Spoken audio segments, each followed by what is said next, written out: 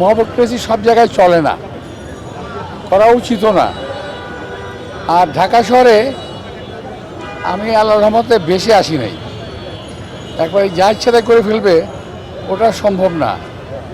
চেষ্টা করতে পারে, তো এটা চাইলে তোদেরকে বহন করতে হবে। আমার শাহজাহানপুর থেকে আসবে কেন ভাই? আমি অপরাধ করছি নির্বাচন করে দাঁড়িয়ে। আমি তো নির্বাচন আজকে থেকে করি না, এটা নিয়ে আমার প্রায় 5-6বারের মতো নির্বাচনে আমি প্রতিদ্বন্দ্বিতা করছি। আমি তো এর আগেও বহু ঘটনা ঘটেছে, তো ওগুলো কোনো বিষয়ে মনে করি না। যারা নাকি একান্তই দুর্বল প্রার্থী, তারা সবল প্রার্থীর বিরুদ্ধে সময় কথা বলবেই। আমি এটাকে খুব একটা গায়ে মাখছি না।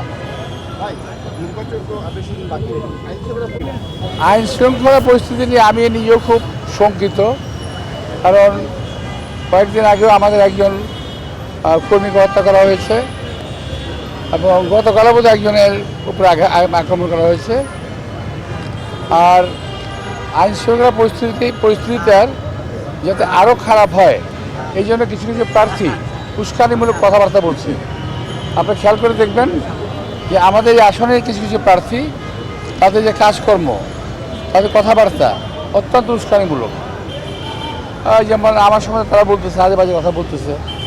আর কিছু কিছু প্রার্থী নিজেদেরকে তুলে ধরতে গিয়ে অন্য প্রার্থীর বদনাম করছে, যেটা নাকি নির্বাচন আচরণ বিধিমালার লঙ্ঘন।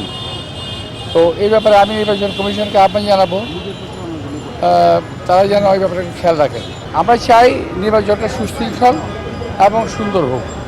অনেকে নির্বাচন কমিশনের বিধিমালা লঙ্ঘন করে মানে অন্য প্রার্থীর বিরুদ্ধে কথা বলছে। আমি ওগুলো বলতে চাই না, কিন্তু আমি খেয়াল করছি যে উদ্দেশ্যমূলকভাবে উস্কানিমূলক কথাবার্তা বলছি, যাতে আমরা একটু ইরিটেট হই, যাতে একটা কোনোরকম ঘটনা ঘটে। তো আমাদের নেতা কর্মীরা অত্যন্ত সুশৃঙ্খল, শান্ত এবং তারা কোনোরকম উস্কানিতে পা দেবে না।